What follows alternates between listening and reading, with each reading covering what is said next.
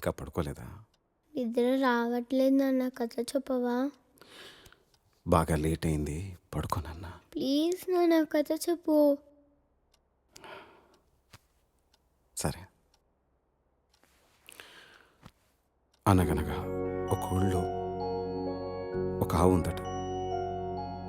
ఆ ఆవు మేత మేయటానికి అడవికి వెళ్ళిందట. అదే అడవిలో ఒక పులి ఉందట. ఆ పులి ఆవును చూసి తినడానికి మీదకు దూకపోయిందట.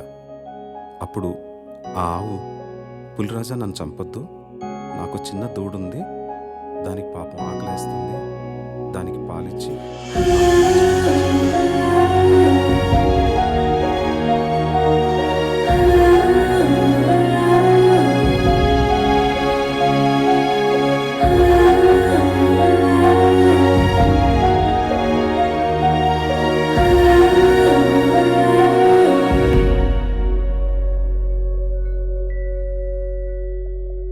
ఊహలు వాస్తవం నుంచి దూరంగా తీసుకుపోతాయి.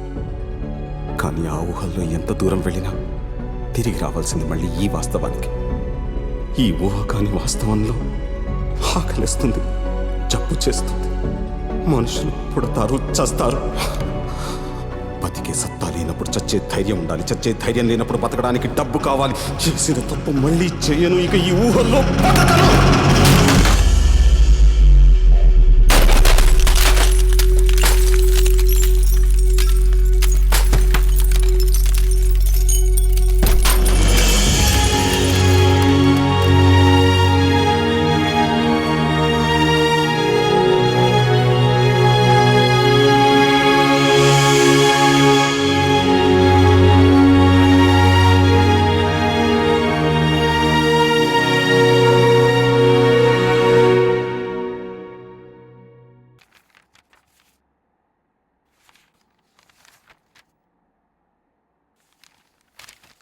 సారీ సార్, మీరు ప్రొవైడ్ చేసిన డాక్యుమెంట్స్ బట్టి పర్సనల్ లోన్ శాంక్షన్ చేయడం కష్టం.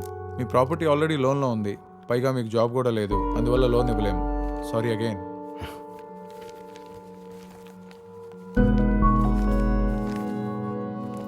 Thank you.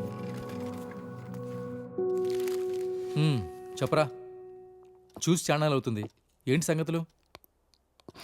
అవసరమైనప్పుడు గుర్తొస్తామని నువ్వు తప్పుగా అనుకోకపోతే ఒక 5 లక్షలు అర్జెంటుగా కావాలరా. 5 లక్షలా? ఇప్పుడు అంత అవసరం వచ్చిందిరా నీకు? పాపకి. రవి, ఒక నిమిషం లోపలికి రా. ఒక్క నిమిషం రా, ఇప్పుడు వస్తాను.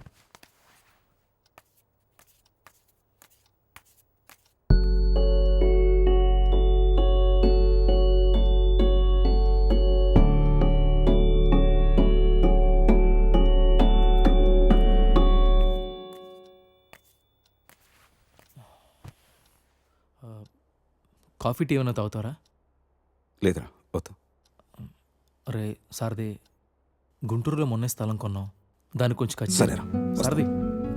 అరే సారథి, రే.